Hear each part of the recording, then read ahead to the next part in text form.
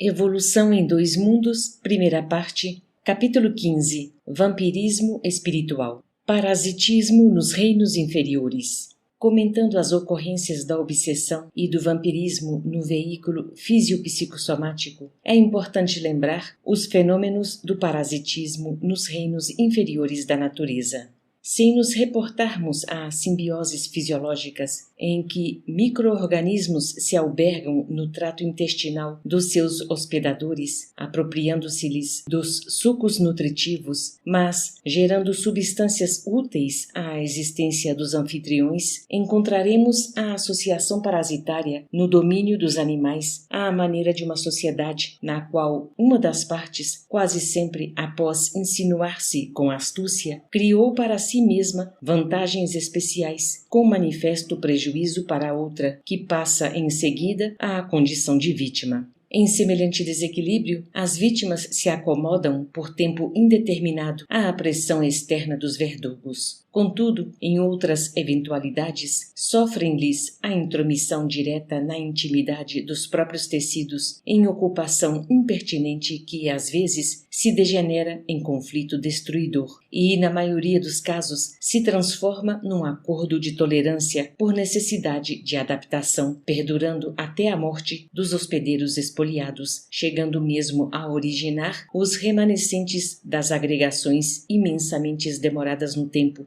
interferindo nos princípios da hereditariedade, como raízes do conquistador a se entranharem nas células que lhes padecem a invasão nos componentes protoplasmáticos, para além da geração em que o consórcio parasitário começa. Em razão disso, apreciando a situação dos parasitas perante os hospedadores, temo-los por ectoparasitas quando limitam a própria ação às zonas de superfície e endoparasitas quando se alojam nas reentrâncias do corpo a que se impõem. Não será lícito esquecer, porém, que toda simbiose exploradora de longo curso, principalmente a que se verifica no campo interno, resulta de adaptação progressiva entre o hospedador e o parasita, os quais, não obstante reagindo um sobre o outro, lentamente concordam na sociedade em que persistem, sem que o hospedador considere os riscos e perdas a que se expõe, comprometendo não apenas a própria vida, mas a existência da própria espécie. Transformações dos parasitas. Temos assim, na larga escala dos acontecimentos dessa ordem, os parasitas temporários, quais as sanguessugas e quase todos os insetos hematófagos que apenas transitoriamente visitam os hospedadores. Os ocasionais ou pseudoparasitas, que sistematicamente não são parasitas, mas que vampirizam outros animais, quando as situações do ambiente a isso os conduzam. Os permanentes de desenvolvimento direto, que dispõem de um hospedador exclusivo e a cuja existência se encontram ajustados por laços indissolúveis, quase todos relacionáveis entre os endoparasitas. Os parasitas chamados heteroxênicos, que se fazem adultos em ciclo biológico determinado, contando com um ou mais hospedeiros intermediários quando se encontram em período larval para atingirem a forma completa no hospedeiro definitivo. Os hiperparasitas, que são parasitas de outros parasitas. Concluindo-se que o parasitismo entre os animais não decorre de uma condição natural, mas sim de uma autêntica adaptação deles a modo particular de comportamento, é justo admitir se inclinem para novos característicos na espécie. Assim é que o parasita, no regime de adaptação a que se entrega, experimenta mutações de vulto a se lhe exprimirem na forma por reduções ou acentuações orgânicas, compreendendo-se desse modo que o desaparecimento de certos órgãos de locomoção em parasitas fixados e a consequente formação de órgãos necessários à estabilidade em que se harmonizam devem ser analisados como fenômenos inerentes à simbiose injuriosa injuriante, notando-se nesses seres a facilidade de fecundação e a resistência vital, com extrema capacidade de encistamento, pela qual segregam recursos protetores e se isolam dos fatores adversos do meio, como o frio ou o calor, tolerando vastos períodos de abstenção de qualquer alimento, a exemplo do que ocorre com o percevejo do leito, que consegue viver mais de 6 meses consecutivos em completo jejum. Continuando a examinar as alterações nos parasitas em atividade, assinalamos muitos plateumintos e anelídeos que, em virtude do parasitismo, perderam os apêndices locomotores, substituindo-os por ventosas ou ganchos. Identificamos a degeneração do aparelho digestivo em vários endoparasitas do campo intestinal e, por vezes, a total extinção desse aparelho, como acontece a muitos cestoides e acantocéfalos, que, vivendo de maneira invariável na corrente abundante de sucos nutritivos já elaborados no intestino de seus hospedadores, convertem os órgãos bucais em órgãos de fixação, prescindindo de sistema intestinal próprio, de vez que passam a realizar a nutrição respectiva por osmose, utilizando toda a superfície do corpo. De outras vezes, quando o parasita costuma ingerir grande massa de sangue, demonstra desenvolvimento anormal do intestino médio, que se transforma em bolsa volumosa a funcionar por depósito de reserva, onde a assimilação se opera vagarosa para que esses animais, como sejam as sanguessugas e os mosquitos, se sobreponham a longos jejuns eventuais.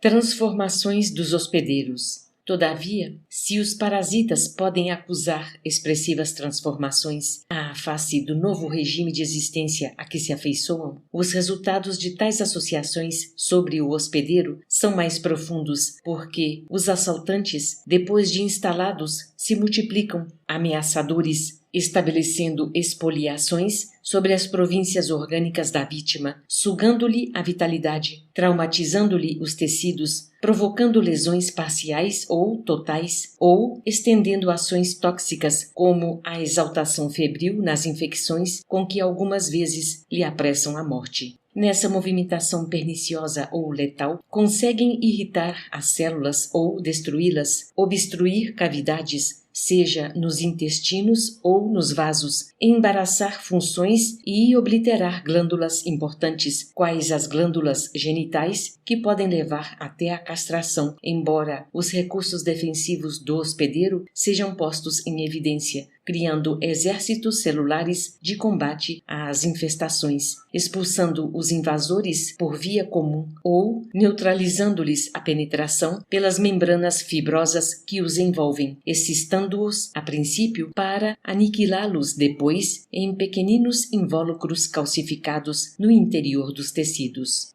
E lembrando os efeitos de certos parasitas heterocênicos que se desenvolvem no hospedeiro intermediário para alcançar a posição adulta no hospedeiro definitivo, bastará menção especial aos trypanosomas, que em espécies várias se multiplicam nos tecidos e líquidos orgânicos, traçando aflitivos problemas da parasitologia humana em complicadas operações de transmissão, evolução e instalação no quadro fisiológico de suas vítimas. Vale citar, dentre eles, o Trypanosoma cruzi, que se hospeda habitualmente no intestino médio de um triatoma ou de outro reduvídeo, onde apresenta formas arredondadas em divisão para adquirir novamente a forma de Trypanosoma no intestino posterior do hemíptero, que, vivendo à custa de sangue obtido por picada, vem a transmiti-lo pelas fezes ao organismo humano, no qual geralmente passa a residir em forma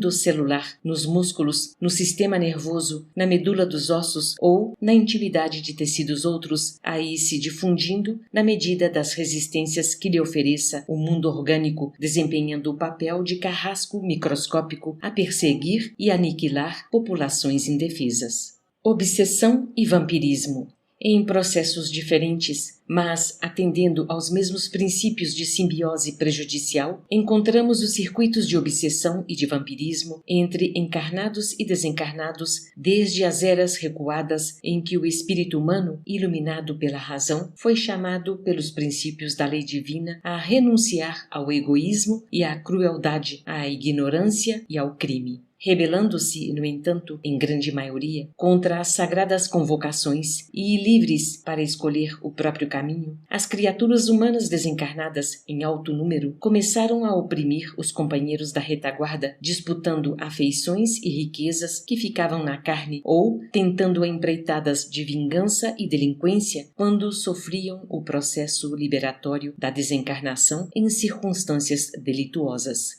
As vítimas de homicídio e violência, brutalidade manifesta ou perseguição disfarçada, fora do vaso físico, entram na faixa mental dos ofensores, conhecendo-lhes a enormidade das faltas ocultas e, ao invés do perdão com que se exonerariam da cadeia de trevas, empenham-se em vinditas atrozes, retribuindo golpe a golpe e mal por mal. Outros desencarnados, exigindo que Deus lhes providencie solução aos caprichos pueris e proclamando-se inabilitados para o resgate do preço devido à evolução que lhes é necessária, tornam-se madraços e gozadores e, alegando a suposta impossibilidade de a sabedoria divina dirimir os padecimentos dos homens pelos próprios homens criados, fogem, acovardados e preguiçosos, aos deveres e serviços que lhes competem. Infecções fluídicas. Muitos acometem os adversários que ainda se entrosam no corpo terrestre, empolgando-lhes a imaginação com formas mentais monstruosas, operando perturbações que podemos classificar como infecções fluídicas e que determinam o colapso cerebral com arrasadora loucura. E ainda muitos outros, imobilizados nas paixões egoísticas desse ou daquele teor, descansam em pesado monodeísmo ao pé dos encarnados de cuja presença não se sentem capazes de afastar-se. Alguns, como os ectoparasitas temporários, procedem à semelhança dos mosquitos e dos ácaros, absorvendo as emanações vitais dos encarnados que com eles se harmonizam aqui e ali.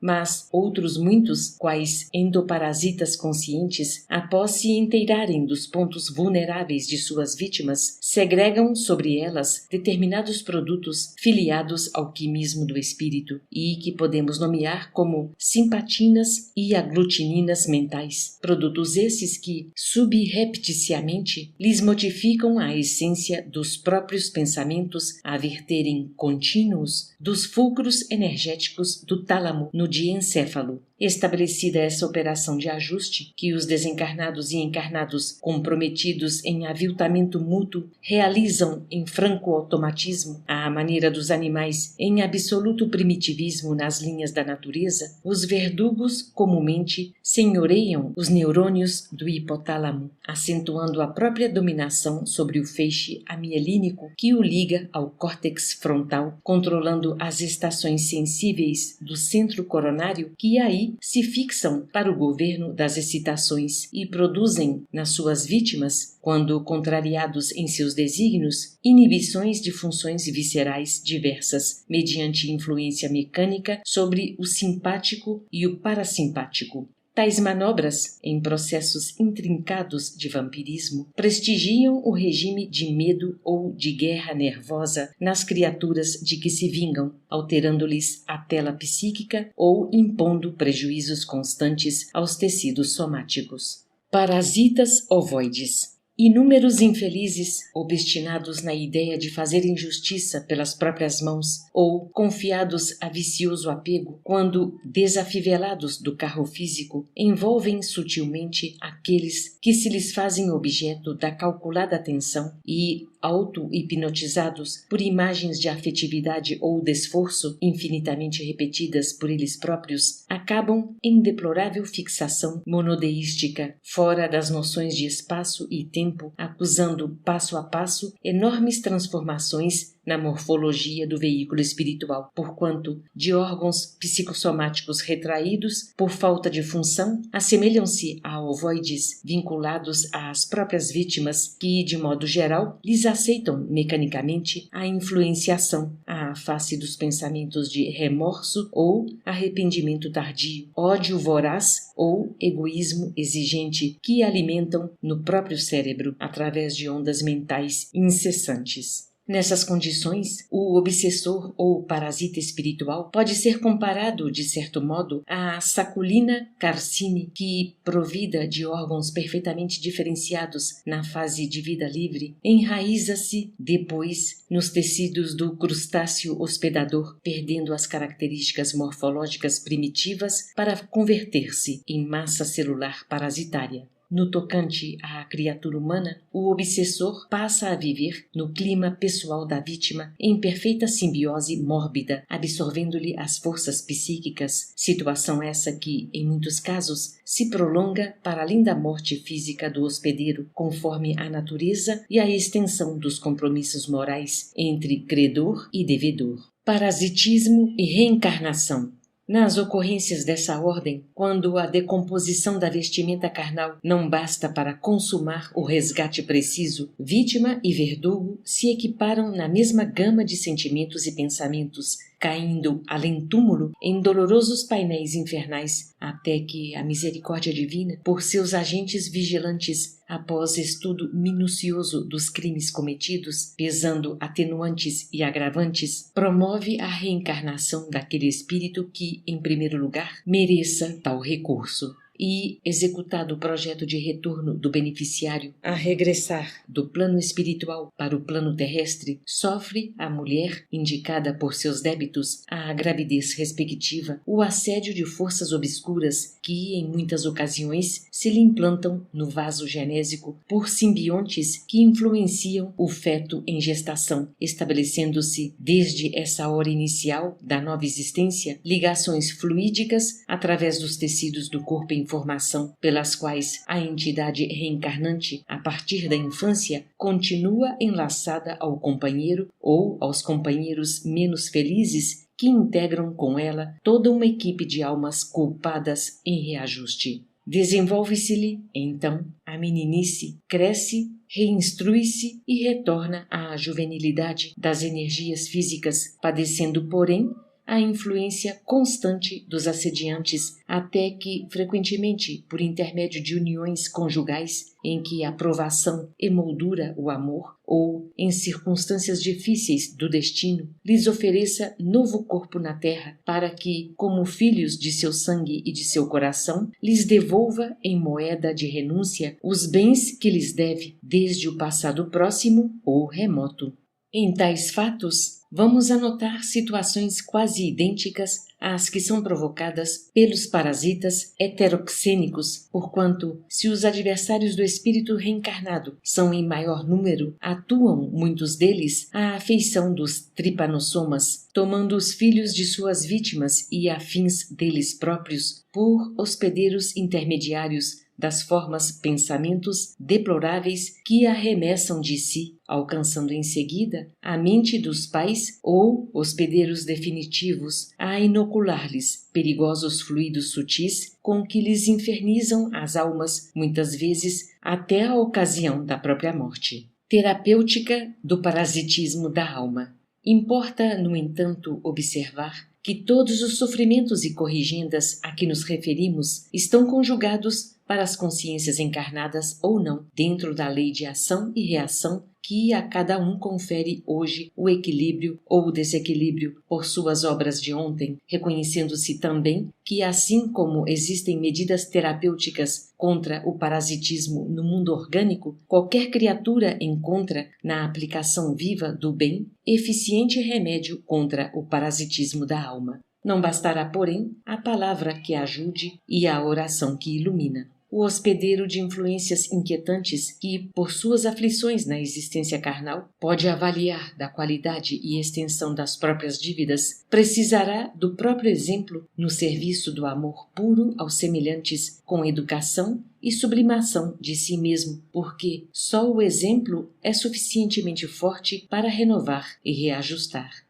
A ação do bem genuíno, com a quebra voluntária de nossos sentimentos inferiores, produz vigorosos fatores de transformação sobre aqueles que nos observam, notadamente naqueles que se nos agregam à existência, influenciando-nos a atmosfera espiritual, de vez que as nossas demonstrações de fraternidade inspiram nos outros pensamentos edificantes e amigos que, em circuitos sucessivos ou contínuas ondulações de energia renovados, modificam nos desafetos mais acirrados qualquer disposição hostil a nosso respeito. Ninguém necessita, portanto, aguardar reencarnações futuras entretecidas de dor e lágrimas em ligações expiatórias para diligenciar a paz com os inimigos trazidos do pretérito, porque, pelo devotamento ao próximo e pela humildade realmente praticada e sentida, é possível valorizar nossa frase e santificar nossa prece, atraindo simpatias valiosas com intervenções providenciais em nosso favor.